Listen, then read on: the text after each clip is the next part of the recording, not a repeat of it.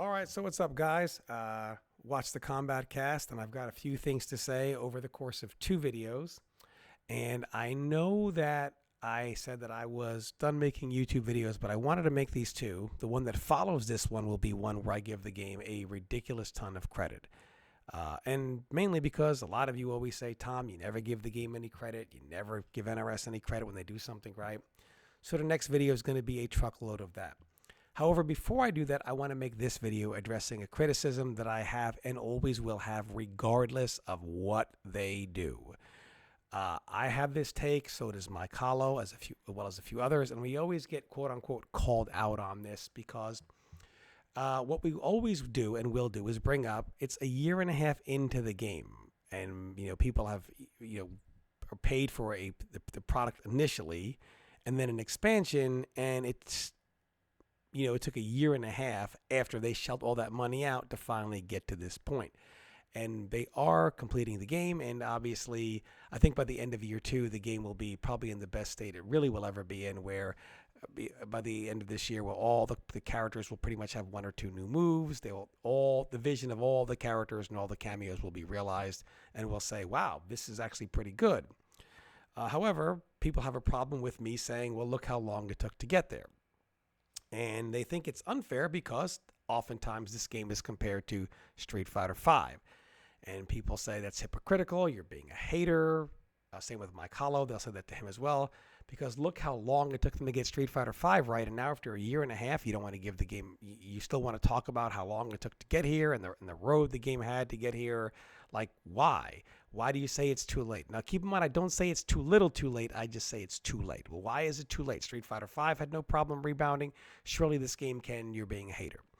The reason why I refuse to make the correlation between Street Fighter V and how it was salvaged and this game is because this game and Street Fighter V have 0.0 similarity in comparing their two arcs. And here's why.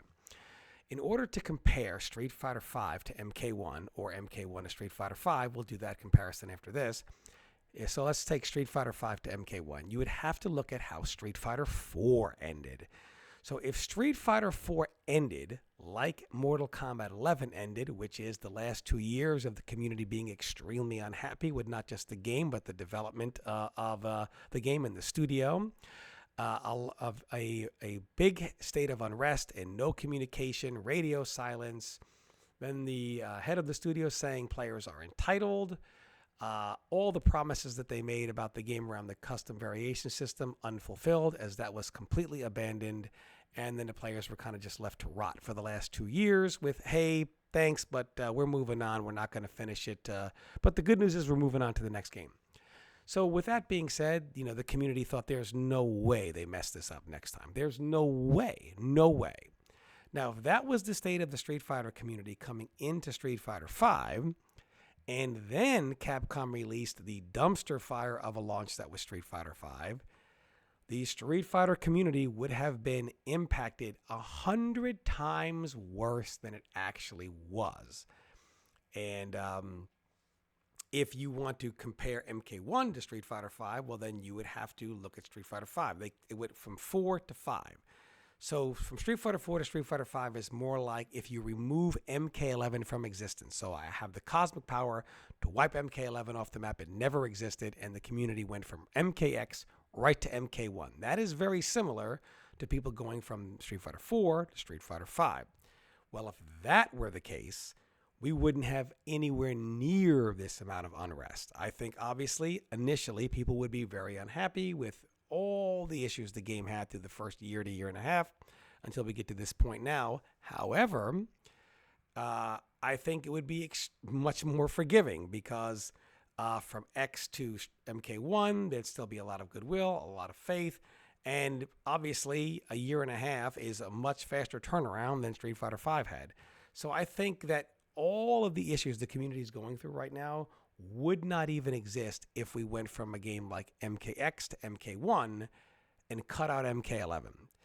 And really, when you look at, sure, do I think this game would be having 15, 16, 1,700 people at EVO, like some of our all-time EVO high? Do I think it would even have MKX numbers like around like close to 1,200? No.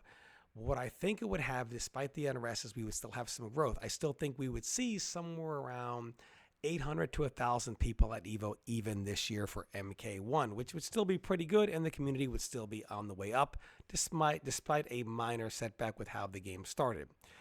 However, because there's MK11 in there, there's just, I guess if you took MK1 in a vacuum and compared it to Street Fighter V, sure, then there's a correlation. But no one does anything in a vacuum. Hell, the internet doesn't do anything in a vacuum. Somebody does. The internet's the biggest gotcha culture out there. Gotcha. You got someone doing something wrong. 1 year later, they go, hey, let's forget about that and just talk about how good I was yesterday. Well, no one does that. They say, well, we can't do that because obviously we can't forget about what you did, blah, blah, blah, blah, blah. Real life doesn't work that way. None of you work that way. Yet for some reason you expect now with MK1 everything to work that way. Let's just forget about this, forget about what happened before MK1, and that's just not something that's realistic. So the real thing is, people look at it, if it was just really only a year and a half that people had been waiting for a more finished game, sure, it'd be unreasonable. People have been waiting for a patch like we're getting since 2019 for Mortal Kombat. And now we're finally getting one. And that's really kind of the issue here. MK11 did more damage to the community than people realize and people really recognize. And a lot of the frustration of MK1 came off the back of how MK11 ended. So my ultimate criticism is, the reason why it took so long to get this right. And the reason why it took so long is these gimmicky systems that NRS comes up with. So originally, a lot of the quote unquote, well, we'll just call them I don't want to use toxic positive anymore. I want to get out of that. A lot of the, let's just say, called the positive side. And I hate that there's even a positive and negative side. It's stupid. We're all on the same side. But a lot of the positive side was pretty much saying the game just needed 6 months, then it needed a year. To be honest with you, I think all the characters, getting a new move, getting new sauce, getting completed with kind of like a lot of the stuff you're seeing characters getting now, I think they'll all be there by the end of year 2, which means this game was released and sold for full price 2 years underdeveloped. 2 years. That is unacceptable. Now, many people will say, well, that's Warner Brothers' fault. No, it is NRS's fault, because what we know now is when they release a brand new gimmicky system, it takes them about 2 years to really get it right and flush it out and figure out where it is. And that's kind of the issue. They try to develop. I'm not saying they should never innovate, but what they do is they innovate something they have no experience on. It ends up being the core of the game.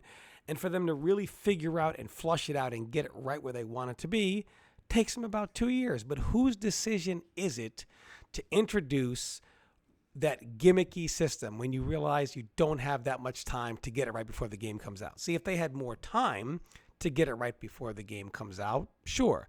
The problem is they obviously realize the small window their publisher gives them, hey, next title has to be out by now. So to make the decision to say, what radical gimmicky system can we put out, and then we'll get it right over the course of the next 2 years. But they don't allow us to pay them that $188 over the course of the next 2 years. No, they want us to pay that on day one. They don't ask people to pay the expansion price over the course of the next year as they continue to finish the product. No, they want that all up front.